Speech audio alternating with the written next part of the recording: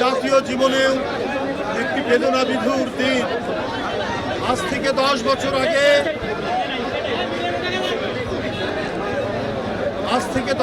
আগে জাতীয় জীবনের এক ভয়ঙ্কর রক্তপিপাসু যে দানবের উত্থান হয়েছিল, সেই দানবের নির্মম নির্যাতনে এদেশের কোটি কোটি মানুষের জনপ্রিয় নেত্রী বেগম খালেদা জিয়াকে বিএনপির গুলশানস্থ কার্যালয়ে চেয়ারম্যানের কার্যালয়ে অবরুদ্ধ করে রাখা হয়। এই অবরুদ্ধ জাত অবরুদ্ধ নয়, আইন শৃঙ্খলা বাহিনী, এরপরে বালির ট্রাক, এরপরে কাঠের ট্রাক চারিদিক দিয়ে অবরুদ্ধ করে রাখা হয়। মায়ের এই নির্মম নির্যাতনের দৃশ্য দেখে সুদূর মালয়েশিয়া অসুস্থ তাদের কনিষ্ঠ পুত্র অর্থাৎ মহান স্বাধীনতার ঘোষক শহীদ রাষ্ট্রপতি জিয়াউর রহমান এবং গণতন্ত্র উদ্ধারের এদেশের এক অবিসংবাদিত নেত্রী দেশনেত্রী বেগম খালেদা জিয়ার কনিষ্ঠ পুত্র ওই দৃশ্য দেখে নিজেকে সামলাতে পারেনি। সে অসুস্থ ছিল, পৃথিবী থেকে বিদায় নেয়। তার এই বিদায়ের মধ্যে দিয়ে, এই করুণ বিদায়ের মধ্যে দিয়ে সারা বাংলাদেশে শোকের ছায়া নেমে এসেছে। বন্ধুরা আমার, একজন মায়ের কাছে তার সন্তানের মৃত্যুর করে ঢলে পড়া এবং মৃত সন্তানের মাথা যখন মায়ের কোলে, এই দৃশ্য সেদিন এদেশের কোটি কোটি মানুষ কেঁদেছে, অশ্রু সজল নেত্রে সেদিন দেখেছে। শেখ হাসিনার বর্বরতা, শেখ হাসিনার নিষ্ঠুরতা, একজন সন্তান হারা মাকে কি ভয়ঙ্কর অবরুদ্ধ করে রেখে তার সন্তানের সৎকারের জন্য কোনো সুযোগ দেয়নি। বন্ধুরা আমার, সেই আরাফাত রহমান কোকর আজ 10ম মৃত্যুবাস। আজকে বিএনপির সকল স্তরের নেতাকর্মী, ঢাকা মহানগর উত্তর এবং বিভিন্ন অঙ্গ সংগঠনের নেতৃবৃন্দ সবাই আজকে স্বতঃস্ফূর্তভাবে এসে ফাতেহা পাঠ করেছেন, শ্রদ্ধাঞ্জলি জানিয়েছেন। বন্ধুরা আমার, এই যে এত ত্যাগ, এই যে এত আত্মদান, জিয়া পরিবার থেকে শুরু করে দেশের আপামর জনসাধারণ শুধু একটি মুক্ত নিঃশ্বাস নেওয়ার জন্য, একটি মুক্ত বাতাস, বিশুদ্ধ বাতাস গ্রহণ করার জন্য এত আত্মদান, এত রক্ত ঝরেছে। তার ফলশ্রুতিতে 5ই আগস্ট বাংলাদেশ কাঁপানো, পৃথিবী কাঁপানো আমরা একটি মহা আন্দোলনের বিজয় দেখেছি।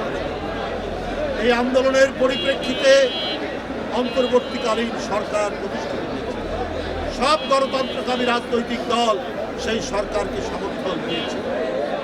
কিন্তু বন্ধুরা আমার, জনপ্রত্যাশা, জনগণের প্রত্যাশা, এই সরকার নিরপেক্ষতার সাথে দায়িত্ব পালন করবে। এই সরকার গণতন্ত্রকে শক্তিশালী করার জন্য সকল পদক্ষেপ গ্রহণ করবে। কিন্তু যখন শুনি আগে সংস্কার পরে নির্বাচন, এ যেন মনে হয় শেখ হাসিনার সেই কথারই প্রতিধ্বনি যে আগে উন্নয়ন পরে গণতন্ত্র। এইটা তো অন্তর্বর্তীকালীন সরকারের কোনো লোক, কোনো উপদেষ্টা তাদের কাছ থেকে তো এটা শোভা পায় না। বন্ধুরা আমার, যে গণতন্ত্রের জন্য, যে অবাধ সুষ্ঠু নির্বাচনের জন্য 16 বছর ধরে এদেশের গণতন্ত্রকামী মানুষ, জনগণ অপেক্ষা করেছে, লড়াই করেছে, রক্ত ঝরিয়েছে, নিজের জীবন উৎসর্গ করেছে, সেই অবাধ সুষ্ঠু নির্বাচন নিয়ে এত দ্বিধা কেন, এত গড়িমসি কেন? এটা তো আজকে জনগণের জিজ্ঞাসা। এটা কি কোনো অন্যায়? অন্তর্বর্তীকালীন সরকার গণতান্ত্রিক আন্দোলনের ফসল। গণতন্ত্র মানে আলোচনা হবে, সমালোচনা হবে, যারা সরকারে থাকবেন তারা সেটি গ্রহণ করবে। 1 মাসে নিত্য প্রয়োজনীয় জিনিসের দাম কেজি প্রতি 2 টাকা থেকে 10 টাকা বৃদ্ধি পেয়েছে। সরকারের এই যে দৃষ্টিহীনতা, আমি বলবো যে বাজারের মূল্য যে বৃদ্ধি পাচ্ছে কিন্তু যে পদক্ষেপ এর জন্য কি সমালোচনা করা যাবে না? সরকারের প্রশাসন যদি নিরপেক্ষভাবে কাজ না করে তার জন্য কি কোনো সমালোচনা করা যাবে না? তাহলে কিসের ভয় দেখে যে 1/11 পুনরাবৃত্তি হবে? আমরা সকল ঘটনা অতিক্রম করে বুক জিতিয়ে লড়াইয়ের রাজপথে বছরের বছর পর বছর আমরা থেকেছি। কোনটাকে সমর্থন করতে হবে আর কোনটাকে নয়, আর কোন বিষয়ে কথা বলতে হবে এটিকে আজকে উপদেষ্টারা দেশের প্রাপ্ত বিজ্ঞ রাজনীতিবিদদেরকে শেখাবে। আমাদের সকল আস্থা তো আপনাদের উপর। আমাদের কোনো পরিবেশে কেন ডেডলাইন নেই? কেন হাসিনার কথার পুনরাবৃত্তি হবে যে আগে সংস্কার পরে নির্বাচন, হাসিনার মতো আগে উন্নয়ন পরে গণতন্ত্র? আমরা তো এই কথা শুনতে চাই না। আরে সংস্কার তো হচ্ছে একটা চলমান প্রক্রিয়া, যুগের পর যুগ চলতে পারে সংস্কার, নানা কারণে নতুন নতুন সংস্কার হতে পারে। কিন্তু আপনি গণতন্ত্রের যে প্রক্রিয়া, গণতন্ত্রের যে প্রবাহমানতা, এটাকে আপনি আটকে রাখবেন কেন? এটার জন্য তো গণতন্ত্র বড় মানুষ, পলিটিক্যাল ডেভেলপমেন্ট সবগুলোই তো হচ্ছে নির্ভর করে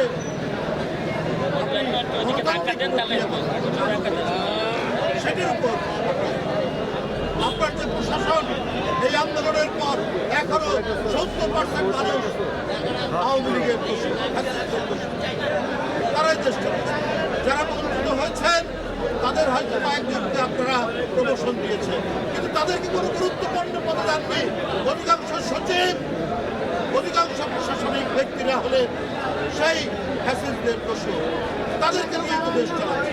তাহলে আপনার জিনিসপত্রের দাম কমবে কি করে? আইন শৃঙ্খলা আপনি নিয়ন্ত্রণ করবেন? কারণ ওরাই তো আপনার বিভিন্ন জায়গায় ঘাটতি বেড়ে আছে, তাদের বিরুদ্ধে আপনারা কোনো পদক্ষেপ নিচ্ছেন। আজকে চুরি ডাকাতি বেড়ে গেছে, আজকে খুন যখন বেড়ে গেছে। কেন বেড়েছে? কারণ ওই দোসররা আপনার রন্ধ্রের দ্বারা আছে।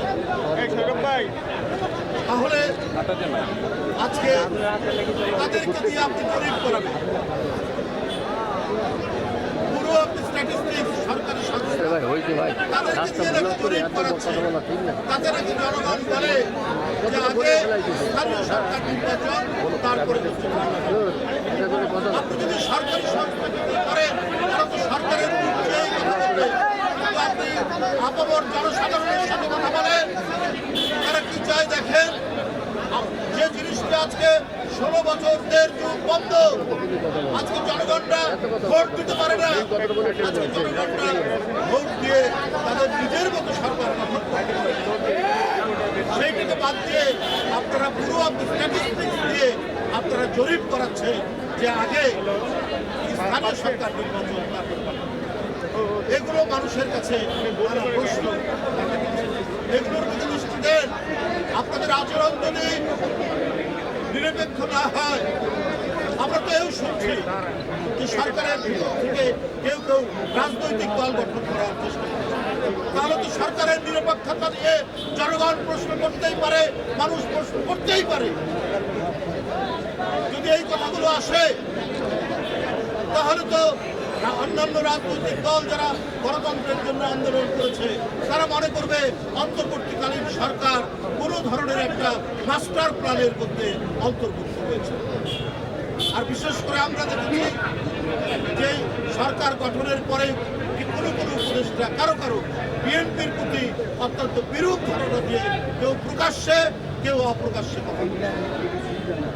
প্রথম থেকেই যদি এই 16 বছর নির্বাচন আন্দোলন করে ইলিয়াস আলীর মতো এমপি, চৌধুরী আলমের মতো কাউন্সিলর, সাইফুল ইসলাম হিরুর মতো আপনার একজন এমপি, আপনার ইয়ের মতো সুমনের মতো যুব নেতা, জাকিরের মতো ছাত্র নেতা নিরুদ্দেশ হয়ে যায় যে দলের নেতা কর্মী, সেই দল গণতন্ত্রের জন্য এক অক্ষয় এক অব্যয় যে পথ দিয়ে তারা এগিয়েছে, যে গণতন্ত্রের যে অক্ষয় অব্যয় চেতনা নিয়ে এগিয়েছে, আপনারা তাদের প্রতি বিরূপ মন্তব্য করছেন, তাদেরকে নানাভাবে কলুষিত করার চেষ্টা করছেন বিভিন্ন মিডিয়ার মাধ্যমে, বিভিন্ন প্রক্রিয়ার মাধ্যমে।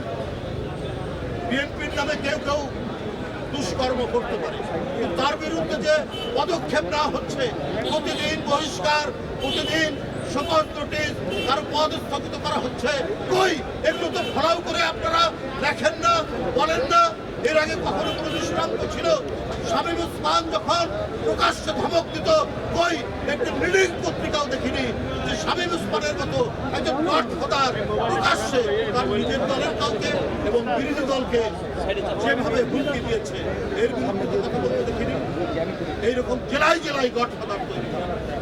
আর বিএনপির কারো নামে পত্রিকায় কোনো সংবাদ আসার সাথে সাথেই তার বিরুদ্ধে পদক্ষেপ নেওয়া হচ্ছে।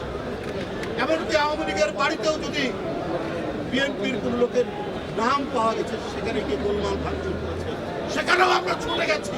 এই দৃষ্টান্ত বিএনপি রেখেছে যে না, দলের লোকরা এই ধরনের আইন হাতে তুলে নেবেন।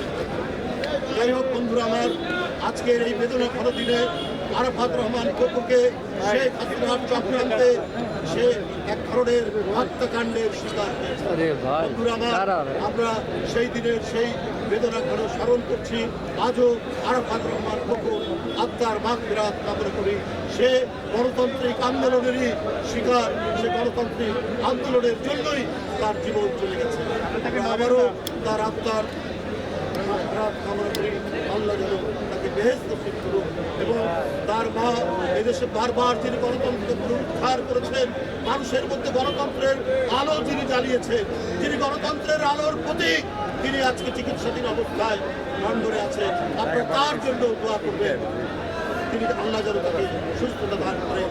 আমাদের প্রিয় নেতা, দলের ভারপ্রাপ্ত চেয়ারম্যান, তার জন্য দোয়া করবেন। অনেক নিপীড়ন, নির্যাতন, অনেক মিথ্যা মামলা সহ্য করে তিনি এই দলের নেতৃত্ব দিয়েছেন।